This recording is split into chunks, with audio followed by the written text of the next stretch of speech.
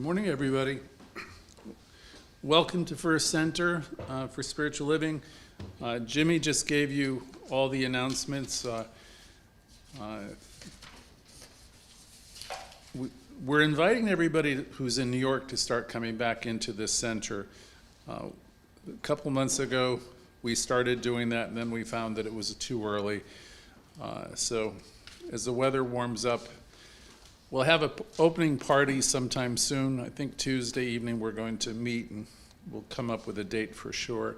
But in the meantime, just so you all know, we are open. We have a couple people visiting us today. We've had a couple people coming the past few weeks, more and more. So it's about that time. Today I'm revisiting a Raymond Charles Barker talk, a lesson. Raymond Charles Barker was a very colorful minister. He was our founder. This center has been around since the 1940s.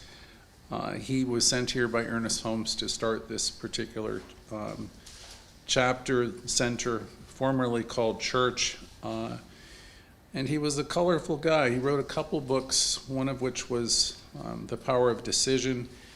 And I'm enjoying looking back into his works. This center has a treasure trove of wisdom, talks of Barker, Raymond Charles Barker, and Dr. Grayson, and Wade Atkinson, and myself. All of us have been involved in the work of self-healing. This is the center also where Louise Hay came and studied to become a practitioner, and she actually was the inspiration for my ministry because I have been using her material for I don't know how many years, since the late 1980s.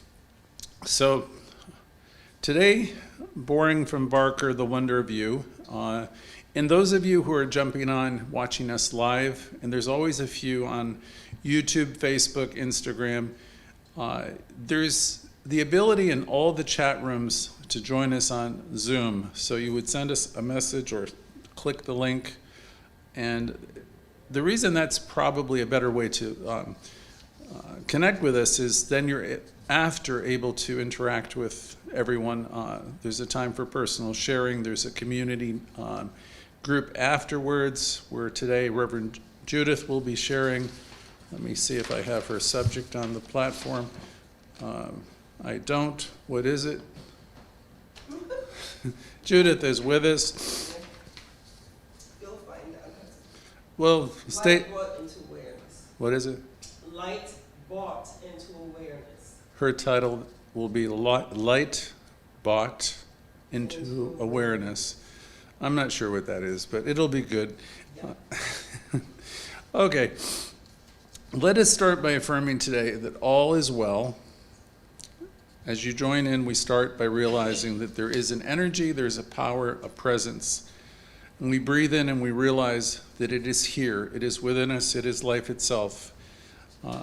Barker said, we are the people that know that the good and know that only good is in operation here and in all places actually. And we are the people that know it and we have it.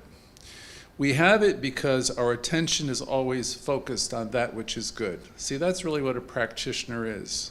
We focus on seeing the good, even when it's not evident. We practice. That's our knowing. That which is right, that which is loving, that which is creative.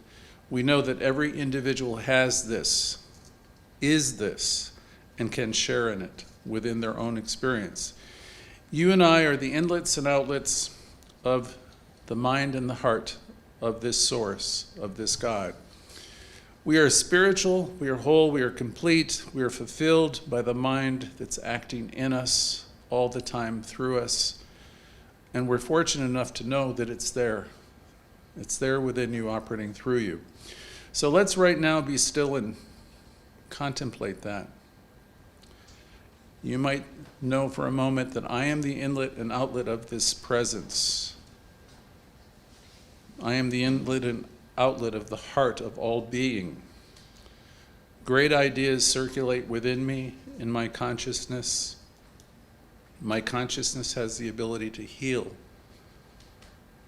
to bless, to prosper. as I connect with it. These ideas can renew me, refresh me, restore me. My faith in this power is the source of energy. All of us only need to turn within and realize that it's there. So now I have faith today. We're going to affirm in good only, God only, source only. Call it what you will. We have faith in it. We know that all of life is operating in us, through us, and for us. Faith in life, always unfolding in divine order, no matter what it looks like. And so it is. I asked Jimmy to record. There was a song that was sung at First Center years ago and read often, but I know it's in reverse order as I see it on the page, but I'm going to give you a few of the lines anyway. From the old first church, we build a new tomorrow, we draw the pattern clear. We speak no word of censure of all we see or hear. Our thinking paves our future, our actions pave the way. We build a new tomorrow on patterns formed today. I think that's almost correct.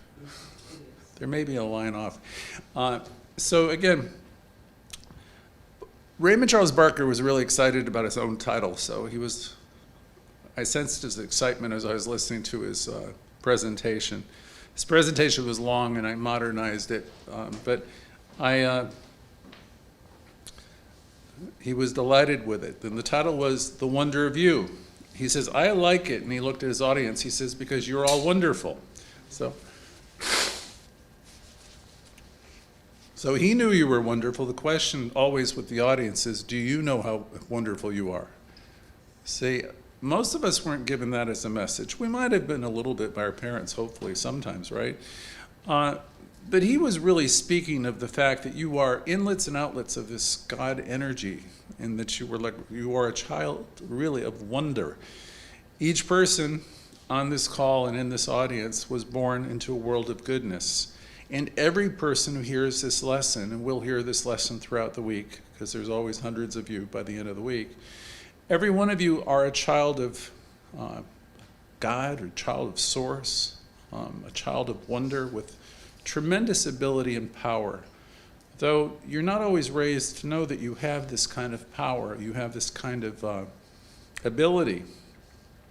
In this generation, the 2020s, we talk about our abilities and our super abilities, and as you think of all the action characters. But the fact is, you have tremendous power at your disposal, and you can use it, which was the message of Ernest Holmes. A lot of people live their entire lives without fully knowing and realizing their individual power, their greatness. People don't usually think of themselves in terms of being powerful or one with power. They don't think of themselves that way. They don't think of themselves as being one with all the power that there is. I was taught in this teaching many years ago that I am an inlet and outlet of God activity, that I am a point of awareness within the mind of God, a spark. Whatever God is, I am. It took me a long time to pull that into my consciousness, embrace it, because I, like most of us, we grew up in a family, and we got different kind of messages. You might have been told you were a sinner. You might have been told that you were not as smart as your father, brother, sister, mother. We get messages. If you look to the book, The Four Agreements, the author would talk about that. The agreements are essentially what you came into the world, and you knowingly or unknowingly agreed to a whole bunch of things. And as adults, we try to untie ourselves from many of those agreements, because those very things that we hold on to and believe are really the things that are creating our life, because they're part of our belief system. So we come here to be reminded of the connection that we have with each other, always. We're connected with everyone all the time, and with Source itself. Today our title is The Wonder, the Magnificence of You. most of us come out of, no matter if we're Jewish or Christian or even Islam, all comes back from the same fundamental books. That tradition has been called the Judeo-Christian tradition. It goes back, I was trying to figure it out last night. It's either 4,000 or 4,500 years, and maybe even longer,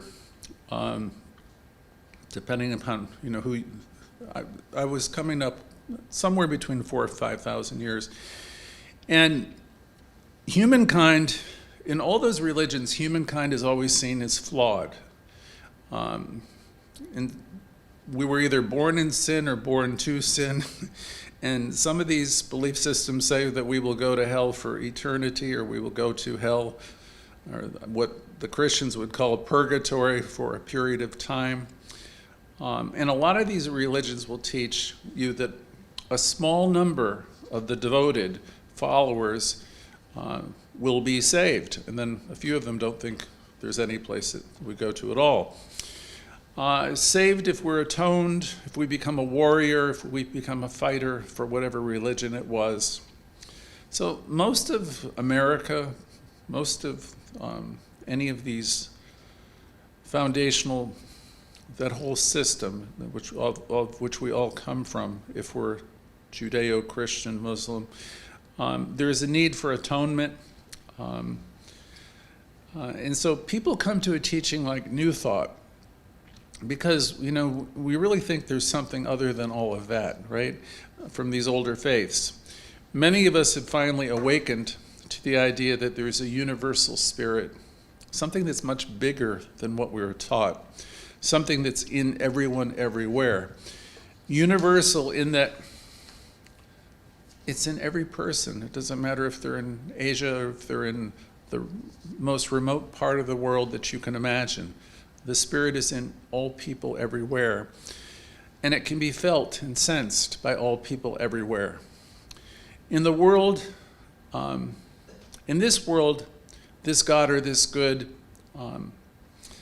it means many things to different people and different cultures, and it can never adequately be described by anyone, not by me certainly, and not by any of us, but it's there. It's there in all of us. Some of the terms we use and have been used are universal intelligence. Our group will use often, or creative intelligence. We'll talk about love. We'll talk about energy. This is more in vogue in the past 20, 30 years. A presence, perhaps, another way you can hear it described. When I was learning New Thought for several years, all I could hear was the phrase oneness. There's this oneness, and there is nothing else. We have a sense in knowing and within ourselves that this power is infinite, it's unending, it doesn't begin, it doesn't end, it has always been and it will always be. On some level and in some way, we absolutely know that this power does not play favorites. That's an important concept to understand. I remember wrestling with it probably 20, 30 years ago. This power, this God doesn't play favorites. Like you can't pray to have your team win and the other one defeated, because the other side of the coin people would be praying, and it doesn't work that way. Our particular center, what we teach, no one can manipulate this power and curry favor and manipulate it. This power is indwelling, it's spirit. It's intrinsically a part of everyone that lives, whether we are conscious of it, whether we are aware of it or not. Let me say it another way. It is infinite energy, and it cannot be divided. So there's no point in me making people bad guys and, in my mind creating these people are bad, and those people are bad. This indwelling spirit is in all people everywhere, even in the person that you might think is the scoundrel. They are still, whoever they are, a spiritual being. Maybe their behavior isn't up to par. Maybe their consciousness has not evolved to the place we might like it. But, everybody that you encounter, every encounter, it's said this way, is a holy encounter. So everyone you meet along the road, has this spirit in them. So we understand here we are one with all people and all religions at all times. We are one with the people who have no religion. We are born in it, we are established in it, and we live in it. And this is a great thing to understand. So you have this power within you because you have a sense of who you are and what you are. You are one with this creative intelligence, and you have dominion over your own life. You're created in freedom. You can think what you want to think, and you're ultimately left to decide. Nobody, coming from Raymond Charles Barker, alive can calculate your value the same way you can't calculate the value of another.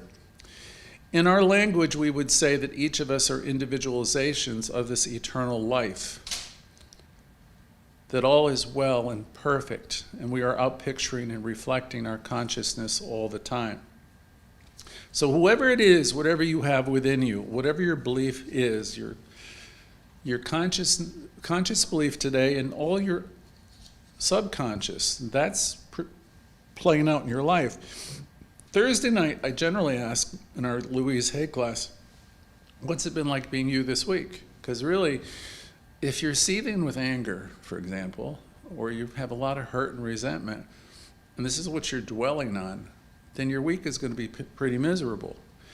And you're entitled to have your feelings, of course, but the thing is, if you can wake up in any emotional state or any day or week you're having, and it's kind of like you've heard a lot of ways. 12-step programs will say it's never too late to turn your day around. Raymond Charles Barker would say yesterday ended last night. If you can begin to harness the moment, or the moments when you find yourself adrift, and remind yourself that you are supplied and supported and how wonderful you are, and Ernest Holmes would say you have executive power. If you can step out of the spin that you might find yourself in and redirect it, that's the practice. You just keep working with it. You keep reminding yourself, I am supplied and supported, and invite spirit into your awareness, and you can redirect it, because life will respond to you as you begin to work with it and as you work with the power that you have. So this is a presence that's never an absence. The old religions of the world, for the most part, have kept people down, and they've instilled in their groups and their peoples a sense of separation, meaning you got to do a whole bunch of stuff to get to a place they called heaven. So this idea of separation as God and man, and instills guilt and shame and inadequacy, and it's no wonder. It's no wonder people have all these things they need to heal. Louise Hay would say, the bottom line for most people is they don't feel very good about themselves. And, where does that come from? You came into this world as a being of a baby full of potential and light and happiness. And so we learned a lot of things. Louise Hay acknowledged that most people are lacking self-awareness, and they're missing various degrees of self-love. So if we didn't get all the nurturing we could have gotten or would like to have had as a child, we have to, no, we don't have to do anything, but it would be smart of us to begin affirming ourselves. Ideas like saying, one of her old affirmations was, I love, accept, and approve of myself. You might say that to yourself many times until you believe it, right? She simply stated, when you really begin to love yourself, everything in your life begins to change, subtly but profoundly. Never, never, never criticize yourself. Begin the process of approving of yourself. Raymond Charles Barker stated, many people live with tremendous fear and anxiety. Fear of the future, fear of the shoe's going to drop, or, when is the shoe going to drop? They don't have a real faith in the process of life. Many, if not most, live in fear. They fear life, they fear God, much more than they love God, actually.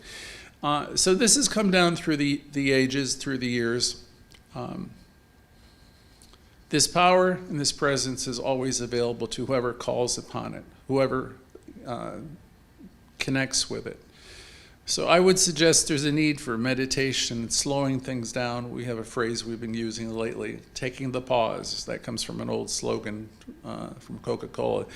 Take the pause that refreshes. So if you're able, throughout any day, when you find yourself lost, take a quiet moment, and if you can, somewhere, even a minute or two, and pause and remind yourself that I am one with the one. I am supplied and supported.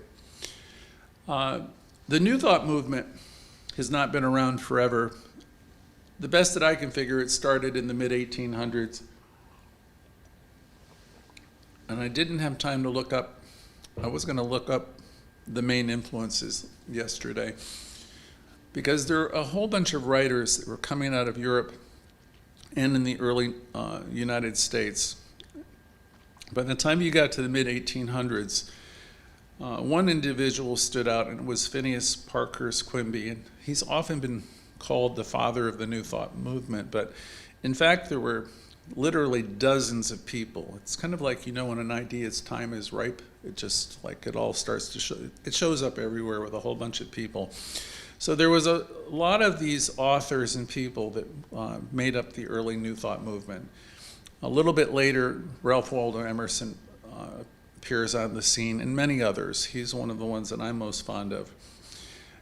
Quimby, though, played a keynote. He had his origins in Maine, incidentally, and was a clockmaker of all things. And he was working with, it's like auto-suggestion, the idea of you telling yourself, it's like an affirmation. I love, accept, and approve of myself. So he was working with the idea that you can change your reality by changing your consciousness.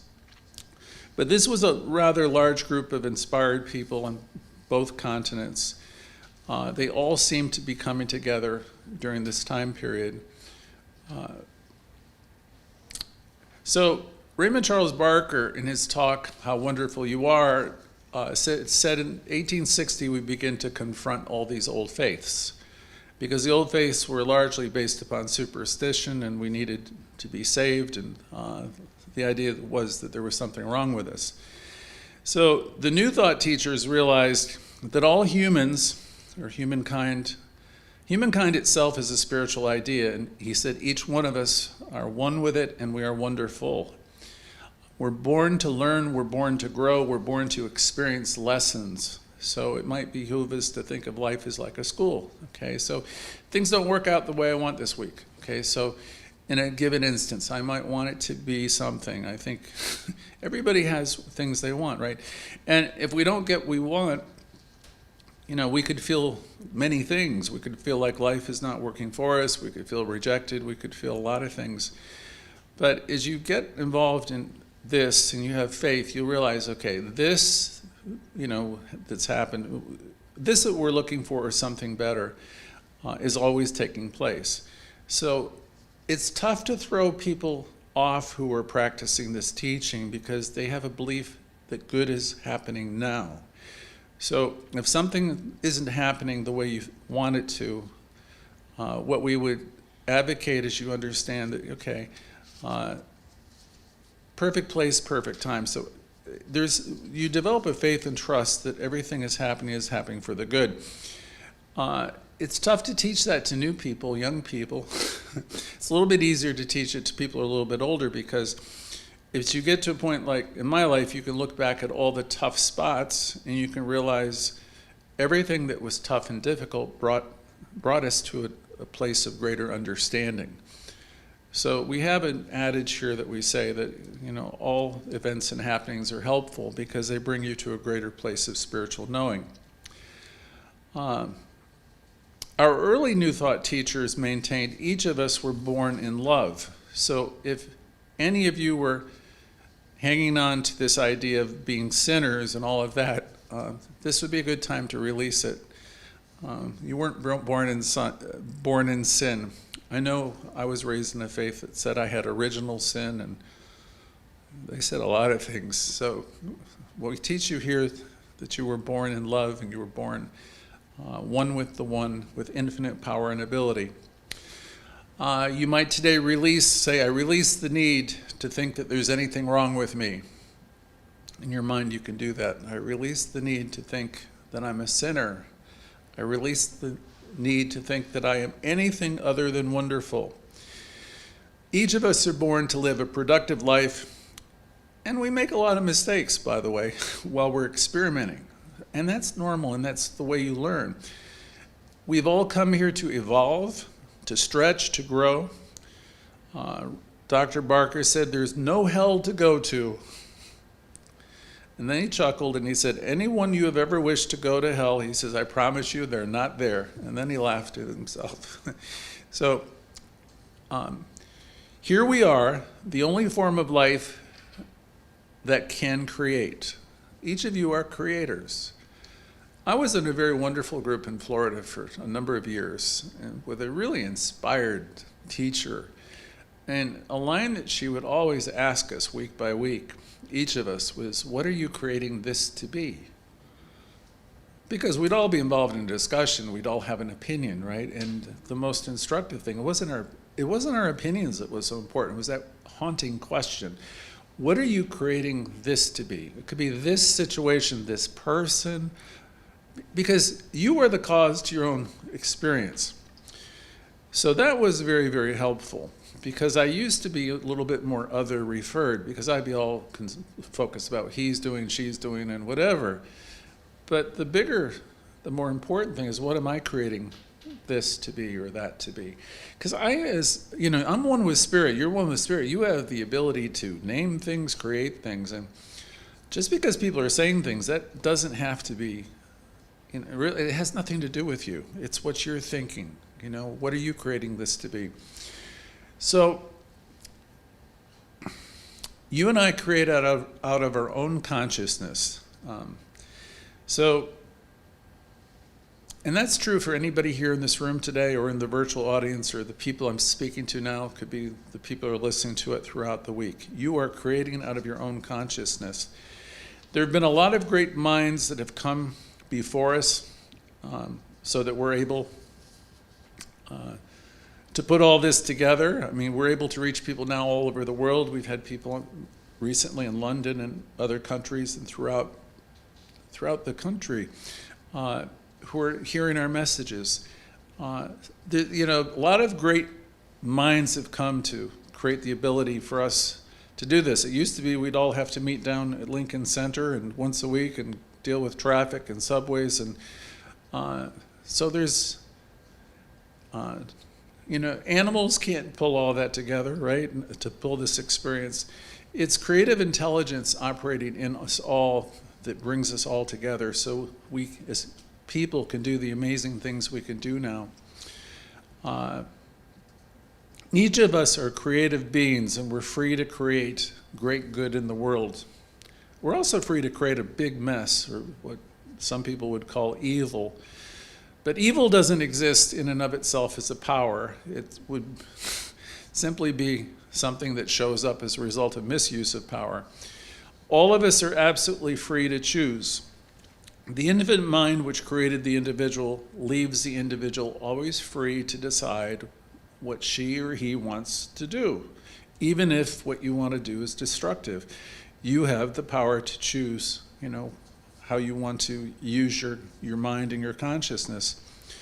Most everyone listening to this material has awakened to some degree, or you wouldn't be attracted, you wouldn't be on the call at all or here. Now, when we begin to awaken, which happens bit by bit for most of us, then we're less inclined to want to partake in some of the old activities. We're not as interested in doing the gossip or being destructive. As you begin to evolve and realize, okay, the whole world, your world, is about you and what you're thinking, your consciousness. As you evolve and as you awaken, you just begin to release the need to do many of the things you used to do. Before, you're evolving as a spiritual being, you're growing. we're coming to understand that each of us are co-creators with the infinite intelligence. See, I of myself can do nothing. You've heard that said before. But when I connect with Spirit, when I have the awareness that Spirit is operating through me, guiding me, see, there is that which is within all of us that knows. It's a great line I learned probably 30 years ago. I was confronted with it all the time. I had a great teacher who always said to me, there is that which is within you that knows. Because I would be inclined to say, I don't know. I don't know this and I don't know that. And he would say, there is that which is within you that knows. So if you can take that pause and you can slow yourself down a little bit and reflect, this Spirit, or you can call it whatever you want to call it, is there within you that guides you. Ralph Waldo Emerson used to say it's wooing you, and I like that too. Simply meaning if you can slow down and trust yourself and trust that which is within yourself, it's always there speaking to you. Now you might want to drown it out because you want what you want, but the thing is if you slow down and just allow that guidance, it will always be there. So as we evolve, we want to be more co-creators. We want to invite that awareness in. It's infinite love, it's infinite intelligence, and it's infinite goodness, and it will guide you. So Ernest Holmes will say in our basic text, he says clearly that we are co-creators with the infinite. That we do on the plane of the infinite, he said, what the infinite does on the plane of the universal. I had to think about that for about 10 minutes last night.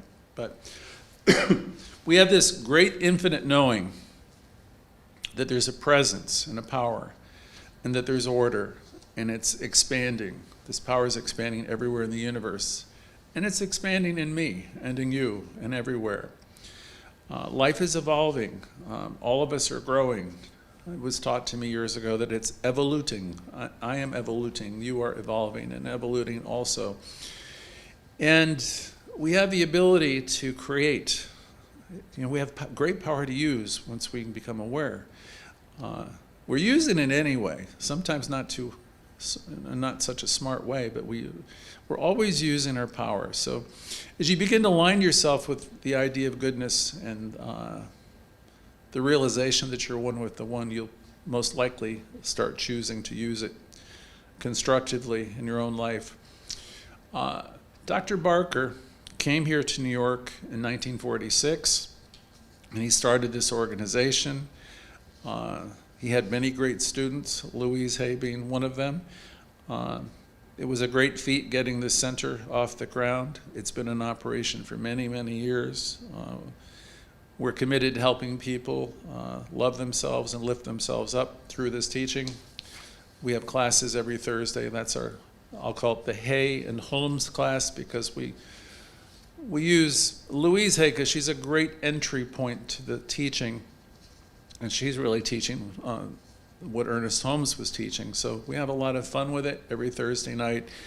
I invite anybody to call in and be a part of it. And now if you're in New York, physically come in. We have the same commitment that was here from the very beginning. There's a lot of people living very rough lives and tough lives, but it doesn't have to be so rough, and it doesn't have to be so easy. I mean, so difficult. Raymond Charles Barker was then saying, we always invite those of you who can to start supporting what we do in any way, because whatever you do is important to us, and it's also important to the person who's giving, because if somebody's giving even $1 or $2, it's an act of faith, and it helps the giver as much as it does the receiver. So in his talk, he next started saying, it's fun to be here, I'm pleased, I love helping to awaken people and keep them awake. So in your own world, you have created significant things, amazing things already, relationships, situations in your life, in your career. Some of you have created businesses, some of you have created families, you've done different things. Life is, miraculous as it is, and all of you are creators, and all of you have been creating. So we want to celebrate you and all that you've done. And if you connect with this teaching more and more, you'll probably lift yourself up so you can create more still. You are the wonder of life, he said, and I am the wonder of life because we can create, we do create, and we're also free to sit back and complain. He says, you can sit back and complain. And he's talked about a Dr. Bales, one of the ministers that was here at the center years ago. And Dr. Bales came up in the conversation because he wrote a pamphlet called The Mopers, the Dopers, and the Hopers. Can you imagine such a pamphlet? I don't know if it would sell today. It was most likely procrastinators and the people that didn't, he was referring to people who procrastinated and didn't take any kind of action. They mope, the mopers, dopers, and hopers. And he said it was a very impressive little booklet. No, we don't think it's in existence anymore. And he said, anyway, you don't need it. And he went on to, he was joking. He said, the mopers and the hopers and dopers, he said, you see them all the time. He says, they'll never stay around at one of our centers very long because we're always challenging you to grow and to expand and love yourself more and love yourself enough to make other decisions, life-giving decisions, and to step out of situations that aren't life-giving. So those people that are the chronic complainers invariably go someplace else. I used to see that in Florida too. I can remember distinctly a couple people that came always complaining and complaining and complaining. And Dr. Greg, how come this? And, I kept on going. It was always arguing for the negative. Those folks don't stay around very long, actually, because we are eternally focused on seeing that we're supplied and supported. And we're here to see the good in all situations. So if somebody has a need to be negative and they just are set on living their life with some version of ain't it awful, they're going to be a bad fit for this type of teaching because we do it just the opposite way. We're focused on seeing the good. Even when it doesn't look like the good is there, we know that God is there. People who practice this teaching are much different than most people in the world. He then went into the idea that we have to accept the responsibility of our own creations. He said, you are a conscious mind functioning in a subconscious arena, which he called the law of action. So I'm a conscious mind functioning in a subconscious arena. So we teach the law of mind. Whatever I'm focusing on and dwelling on is going to play out in my life. And I can change what's going on in my life. I can change my consciousness, and so can you. We teach you here, really in everything we do, but we can teach you how to do affirmative prayer. And affirmative prayer would be similar to doing affirmations, except it's from the textbook, it's the time, the art, the method of ridding this negativity or this negation from your consciousness. So as you learn to do treatment, will do it to the point where you'll tangibly feel yourself releasing whatever the negative thought that you have.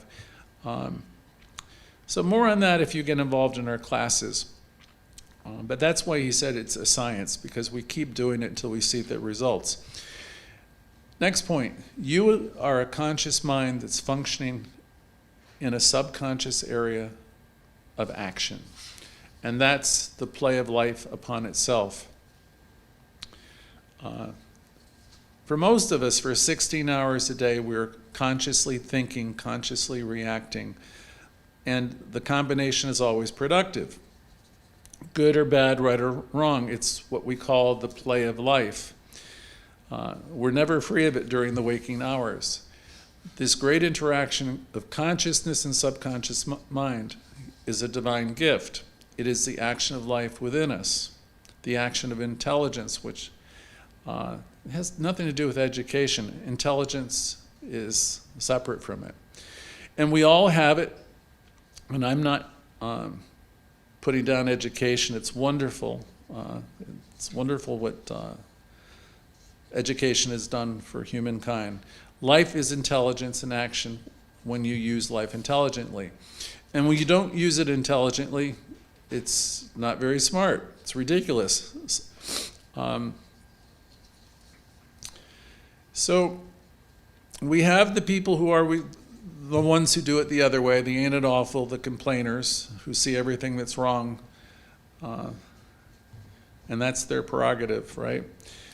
They have the same intelligence, the same creative ability, the same emotional and mental capacity. They just aren't doing anything with it.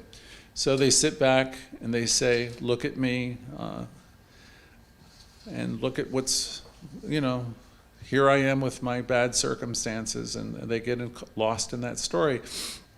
And people who are operating from a place of something's wrong and something's missing have a tendency to keep doing that over and over again.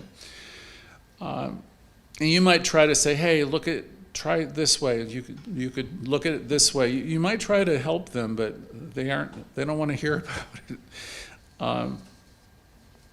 Lots of people don't want to do anything to change their life. And so we're not here to save the world. We're really, in the end, we're here to transform our own consciousness. Barker then went on to say, you and I are thinkers. We are emotion. We are the creative process. We are the whole thing. It's why the Bible says, with the image and the likeness of God. And then Jesus spoke from the Psalms, and he said that you are, the sons and daughters of God. Today we will say sons and daughters, because that's exactly what we are.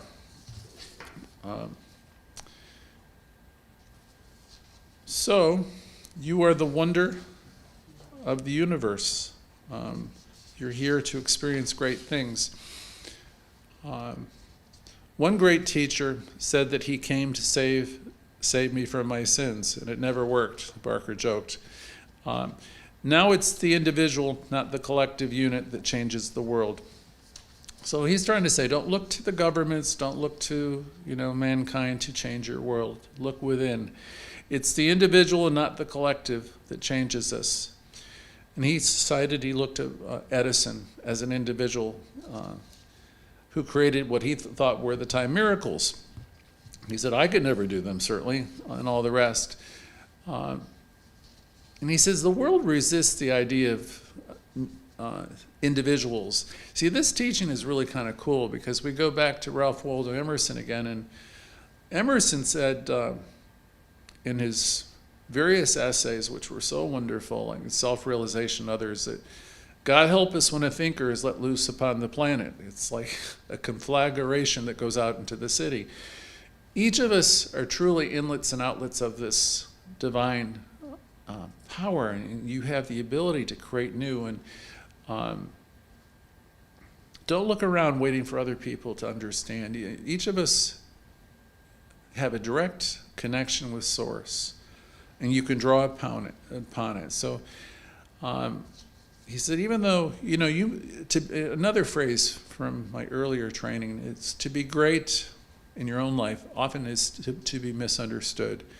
So the world will resist individuals' new thinking, but please, keep doing what you're doing. The kids will say, do you. Just trust that power within you and keep expressing it. We wouldn't have gotten far in this world without people, thinkers. I'm lately looking at like Elon Musk. I was looking, he's creating SpaceX, and he's creating Tesla, and he's creating a boring machine that's putting a underground railway under Las Vegas. It's always the individuals that have started great things. The Wright brothers, if you go back to aviation. So it's about you and I. We're always in the process of creation. And personally, we're never finished. We're always in a process of growth and evolution. Evolution, in an abstract sense, is the evolving of ideas. It's always producing something greater than that which has gone before. So his lesson will go on for a long, long time. And let me see if I can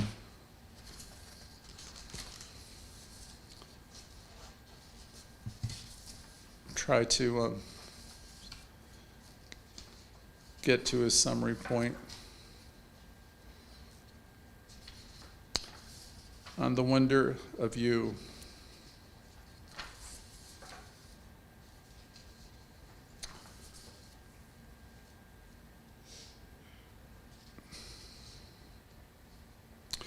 On individuality again, he said, individuality is the most sacred name or word in life, in the English language. It's more sacred than spirit. The question is it more sacred than spirit? Yes, because it's clear in its definition. I oftentimes define it as conscious intelligence. The wonder of life, the wonder of myself, fascinates me. And we each need to emphasize it because the whole world is thinking the other way. So he's really focusing on all of us, he's in that great talk, is to keep knowing that you are one with power. You have everything within you to name things and to create life, and trust yourself. Trust spirit inside you that's attempting to get your attention. So I'm about ready to turn this over to hear your ideas. I want to know how you relate to the idea of how wonderful you are. If you're excited about the knowledge that you are one with this power, the wonder of you. I'm going to the end of his presentation. He said, mine is the kingdom and the power and the glory. Okay, can you relate to that? Mine, for yourself, is the kingdom and the power and the glory, always expanding. I am a creative self with a capacity of creative self-expression. And I am this way because this is the way the source created it. I had nothing to do with it. I didn't create myself. Each of us are inlets and outlets of God activity. Each of us are individualizations of this God activity. There's an infinite something, which some of us call God, that has been with us, with people throughout the ages, and created out of itself and created us out of itself and let us be free to evolve and create and produce all that's good and wonderful. And that's what we're doing. So let's have our closing idea. There's a wonder to the whole thing. There's a wonder to life, there's a wonder to love, there's a wonder to beauty, to creativity and everything. And you and I are the appreciators of all that life is and all that good is and everything that's exciting. So we close today, or we'll open to the next segment, thinking grandly and expecting everything good to happen, because it's going to. And so it is. So thank you for coming.